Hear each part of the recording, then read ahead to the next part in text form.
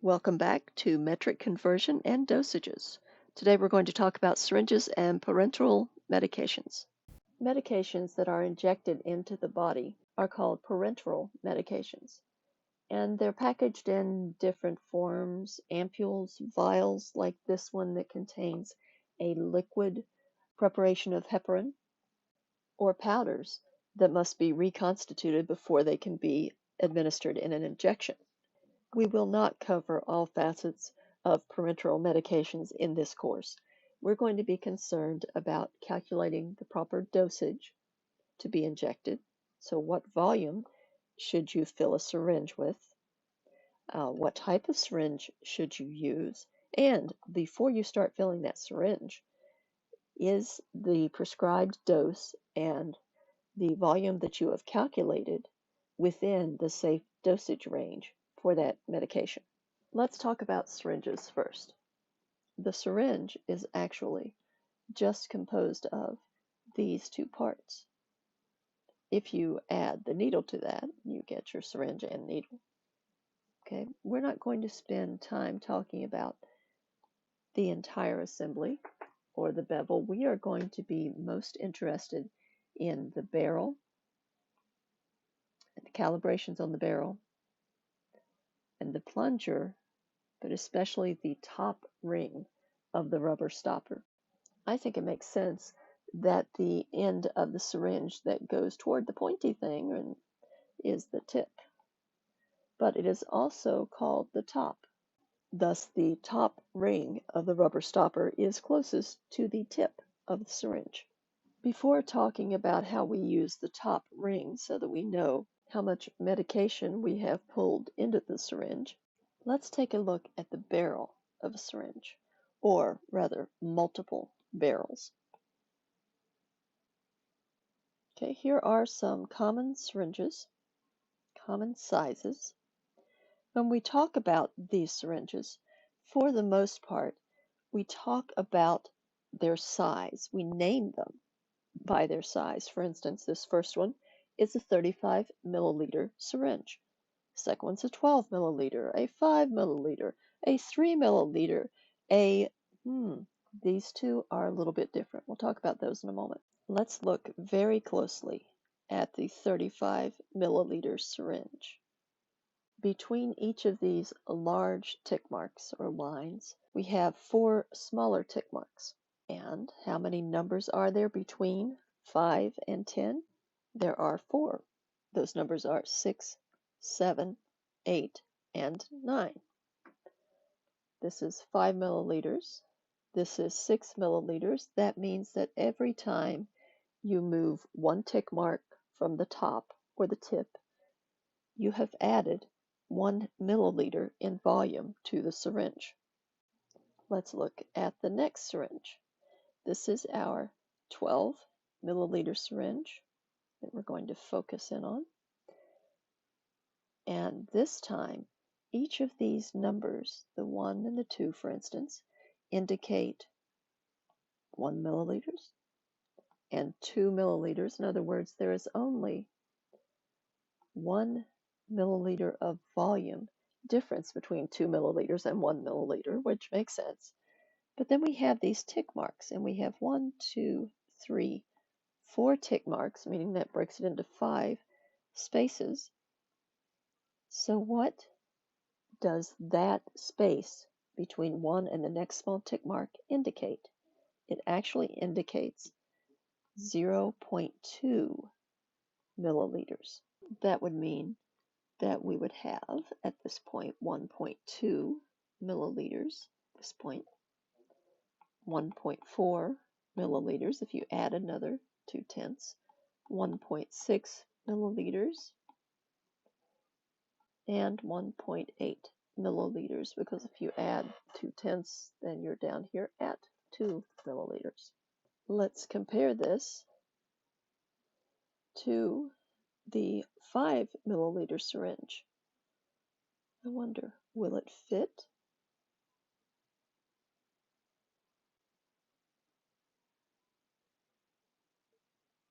And there, I think I have it.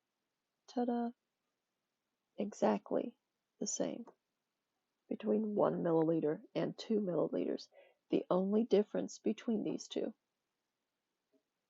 now I can get this out of the way, is that the 12 milliliter has a larger diameter and is a little bit longer than the 5 milliliter syringe.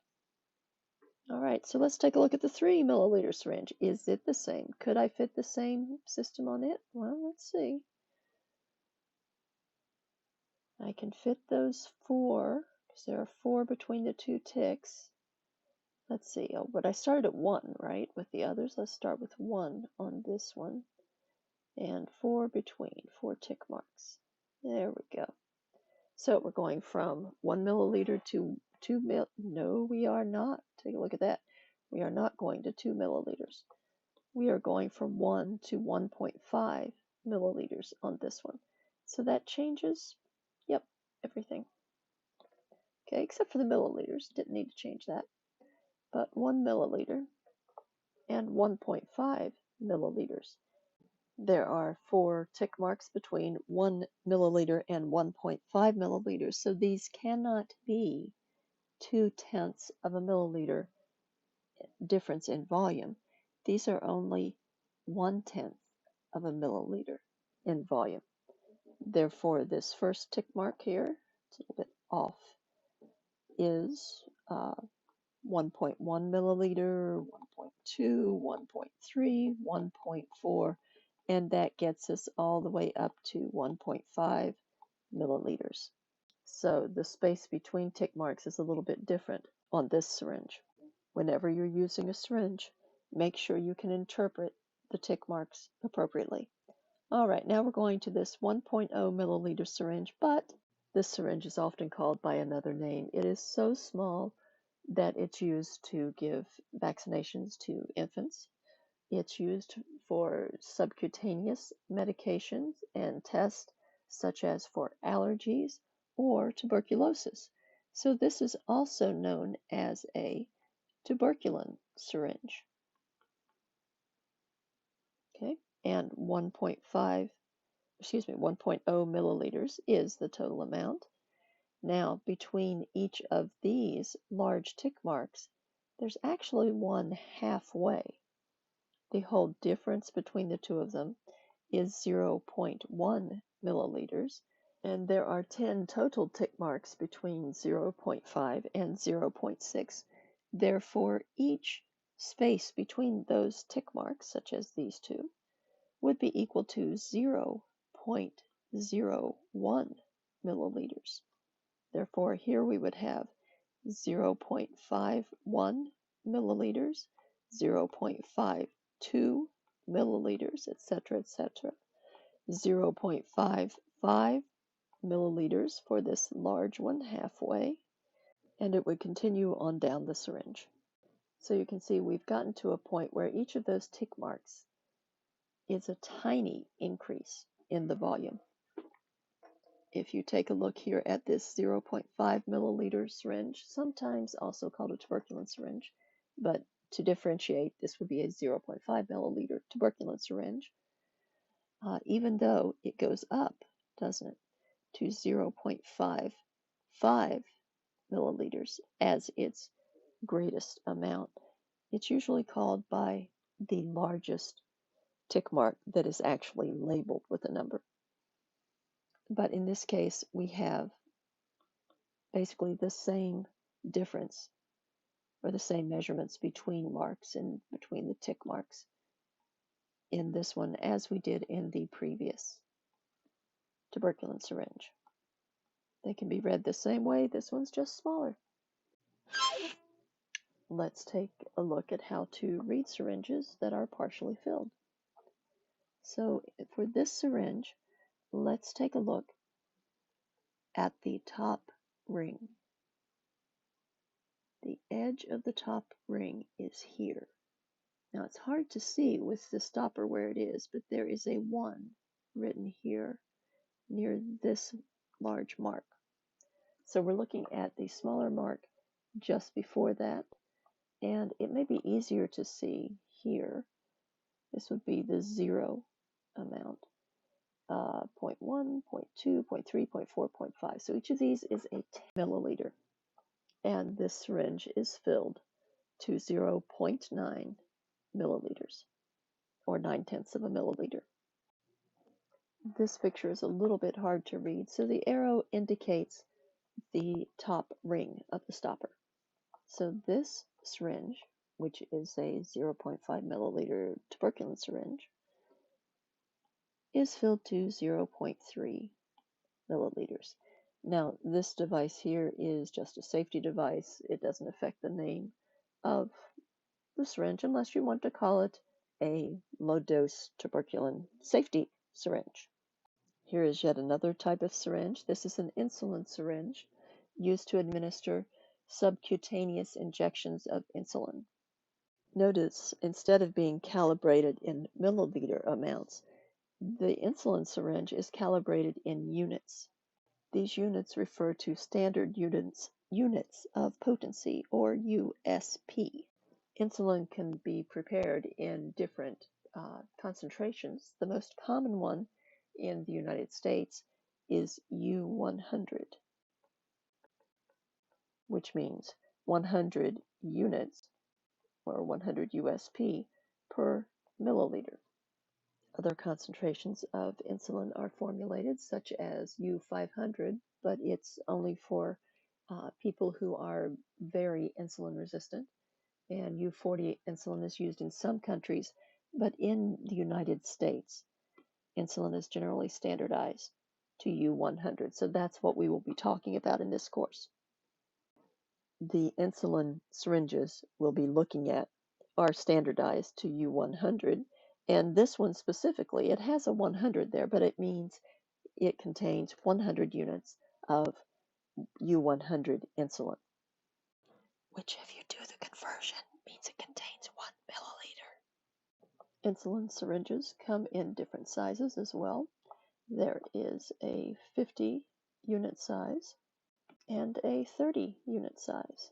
So if you need a smaller amount of insulin, such as perhaps 12 units, this syringe would be the one to use. Always look closely at your syringe. These are two views of the same 100 unit insulin syringe. This one happens to be marked by 1 milliliter if you look closely there. But each of these marks indicated are 2 units actually, because you would have, let's zoom in just a little bit. Between 30 and 40, you would have 32 here, 34, 36, 38, 40. But then on the other side, we don't see 30. We see 25 and 35. This is going up by 2, so 27, 29, 31, 33. And that just makes it easier to read. So if you were preparing an injection of an even number of units of insulin, you would use the scale shown at the top. And if you needed to prepare an odd volume, such as 57 units of insulin, you would use the scale shown at the bottom. So let's say you need to fill a syringe with 46 units of insulin to administer to a patient. Which one of these would you use? Could you fill the top syringe, the 30-unit syringe, to 46 units? Well, no. All right, what about the second syringe here? It is a 100-unit syringe. Could you fill it to 46 units? Yes, let's see, 42, 44, 46, right here. So it would be filled to 46 units. All right, what about the next syringe? Could you fill it to 46 units? Well, yes, 46 units is right here. You could definitely fill it also. The question is, which would be the better choice? The answer is you should always fill the smallest syringe, which will completely hold the amount of medication you need to administer. There are different reasons for this. Well, one is you don't want to use the smaller syringe because if people don't want to take multiple pills, they definitely don't want multiple shots. To illustrate another reason, let's look at 27 units. How many of these syringes will hold 27 units? Well, all of them will. The 30-unit syringe would be filled to this point there, and the 100-unit syringe would be filled to 2, 4, 6, 7. Kind of in between those, but there's not really a mark. So it would be more difficult to find the correct place to end when you're filling this syringe. So you want to avoid the 100. You could fill the 50-unit syringe here. Okay, that would work. And the 30-unit syringe. Which one of those looks now easier to fill? Aren't the marks bigger on this 30-unit syringe? Easier to read? Less chance to make a mistake? Yes. So always use the smallest syringe that will hold the total amount you need. Let's look at another reason you would want to use the smallest syringe possible. Let's imagine that you need to fill a syringe with 0.8 of a milliliter of medication. You could do that on each of these syringes. One is 1 milliliter or tuberculin syringe, and the other a 3 milliliter syringe. Okay, 0.8 milliliters is here on the tuberculin syringe, and it is here on the 3 milliliter syringe.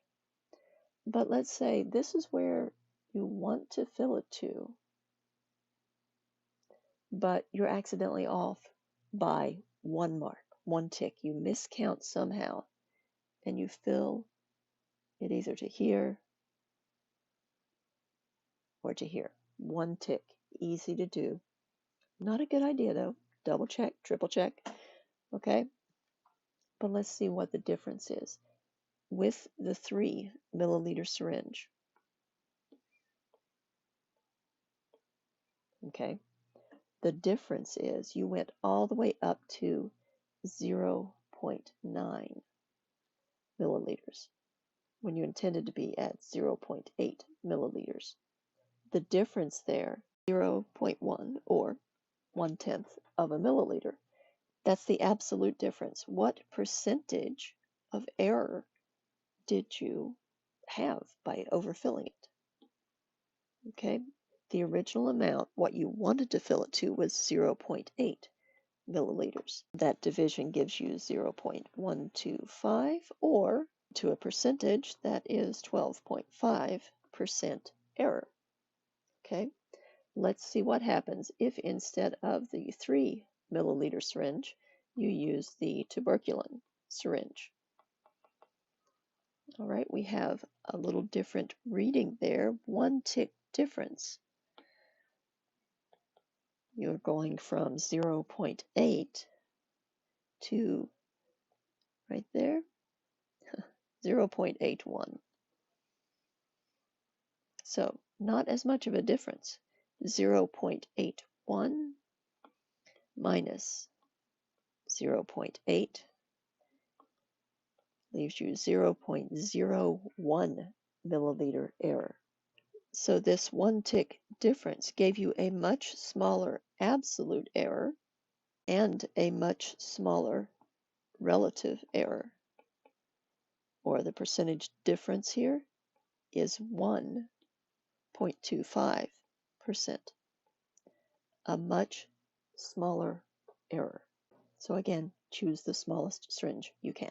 Now, I do want to point out one other interesting fact about these percentages of error, and that is if you have this larger syringe, so let me erase this 3 milliliter syringe, but you are filling it with more medication than just that little bit, you will wind up with a smaller percentage error. Okay, so let's say instead you are filling it to, 2.7 milliliters, and you accidentally add another 1/10. So you fill it to 2.8. So what's the difference? The difference, once again, is just that 1/10 of a milliliter. But now that 1/10 of a milliliter is being divided by a larger intended amount.